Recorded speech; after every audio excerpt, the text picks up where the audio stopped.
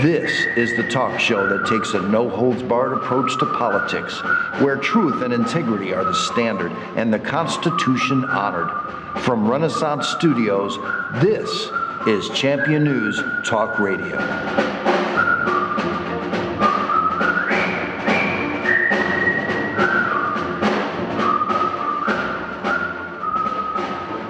Good morning and welcome to another great edition of Champion News Talk Radio, brought to you by championnews.net.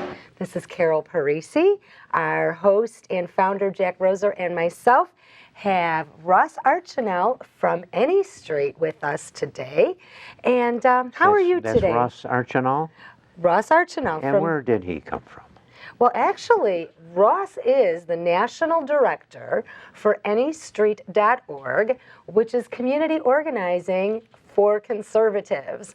So, hey, Ross, how are you today? I'm doing very well. Thank you very much for having me. Well, thank you for joining us. You two have worked together on this here in Illinois, haven't you? Absolutely, yes. I understand you told me he operates nationally? Yes, he is the National Director for this national organization. But you have for some time...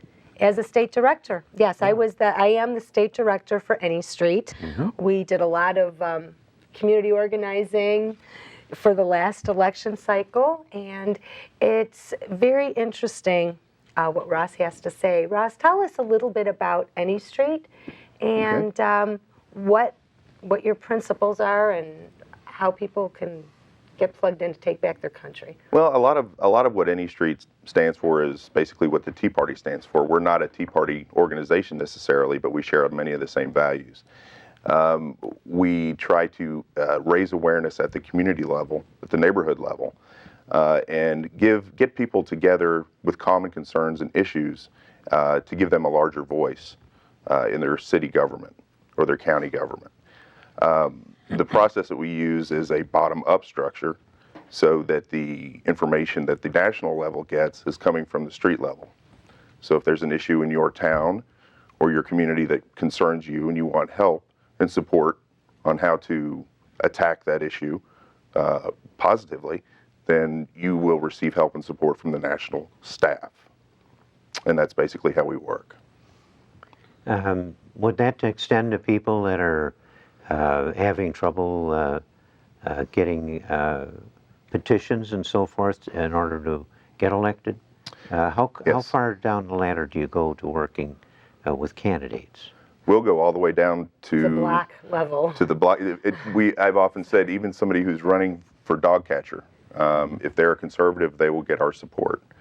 If we have good numbers in that area, there's no reason that any good conservative running for office, no matter what office that may be, shouldn't get our support.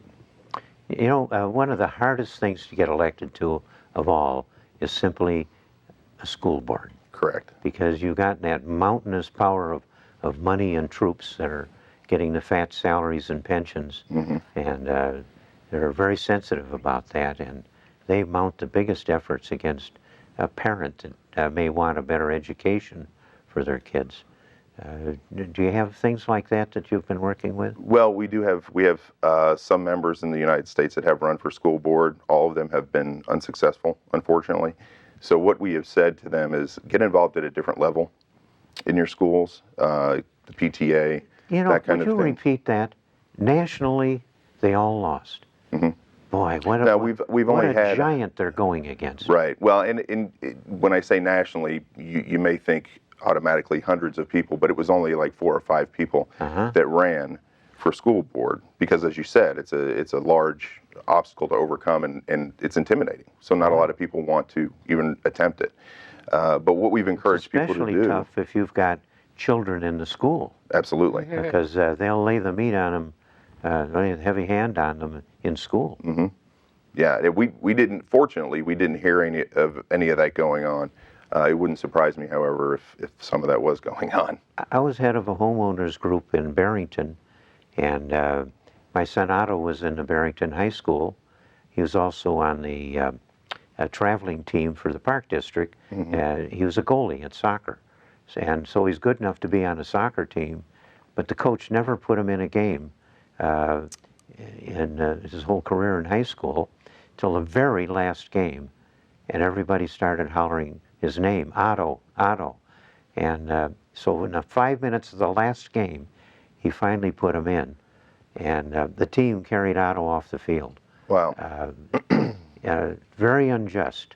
There were a few teachers actually, I think, showed preference for him because he was treated badly in other classes. That's a tough bunch to go up against. Yeah, if you've got kids in the school. Well, and it just goes to show you how far people will take their ideology and to what extent they will, push it on somebody else and what they will do to, It isn't ideology, it's the bank book. Those salaries are tremendous in this state, and the pensions are unbelievable. Right. And I probably ought to get off this subject. It's so close to me, and we want to know more about you. Ross, you said you are not a Tea Party, but you do integrate and collaborate with Tea Party groups, 912 groups. Can you tell us a little bit about how you do collaboration and coordination with coalition building? Absolutely. We love the Tea Party and we love the 912 groups. What we do is, for instance, I'll just give you an example, and perhaps this will tell the story. In North Carolina, I was asked to travel to a county south of where I live. They had about 120 people that were a part of a We the People organization, and they had a water issue in their community. And they said, we've read about AnyStreet, we understand the concept of AnyStreet, but we're not exactly sure how to implement it here. Can you come down and talk to us? So I drove down. There were 120 people there. They were all very concerned, and rightly so, about this water issue. Many of them were farmers, and this was going to directly impact their finances and their home income. So what I did was I said, raise your hands, how many people have met before face to face? And maybe 6 or 7 people had actually met. Most of the communication was going on through email, phone, which is good, but email and social networking and that kind of thing. So we had to start at that structure. I left the room for 15 minutes and said, everybody talk, get to know each other, that type of thing. Then we started implementing the AnyStreet system right away. We started building teams based on location. So if Mary, Jane, Sue, and Bob all lived in one neighborhood in the county, then they formed a team made up of people that were in that area that had specific skill sets that would help the group as a whole. Repeat that, because I think that is very valuable information, and I think the Tea Party groups can take a lot from what you just said, and certainly this is all in the AnyStreet manual. Absolutely. And people can go to anystreet.org and join and Correct. get this information, but go ahead, I'm sorry. Well, it's a matter of identifying what a person's skill set is, also what they enjoy doing. Because it doesn't matter if you're good at it, if you don't enjoy doing it. I'm good at painting houses, but I don't like to paint homes. Right. So, so I'm not going to paint homes.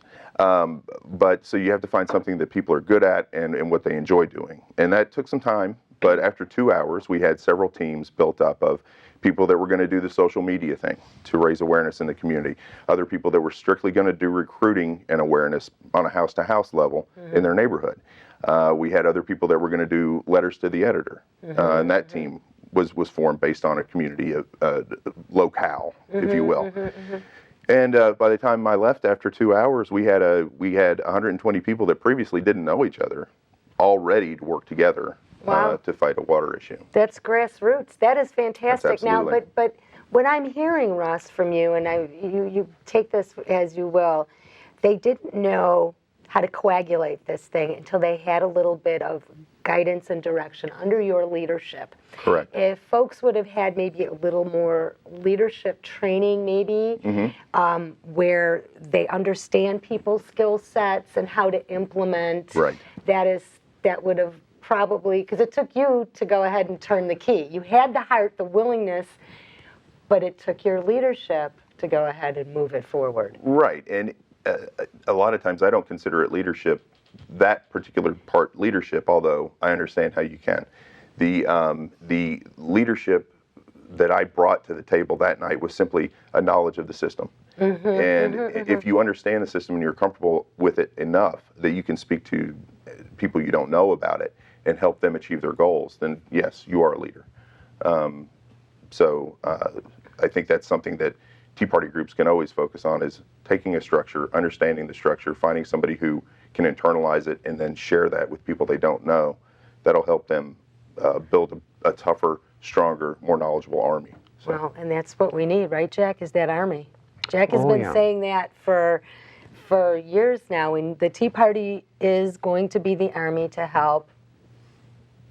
I think I've had some experiences with organizing a Tea Party, reconciling them with the Republican Party, where the slots are to be elected to in our state. And in the next section, I'd like to get off a little bit on the really new situation that exists in organizing people to win elections. Oh, I'm looking forward to that, and I'm sure our listeners will be looking forward to learning how to organize for 2012.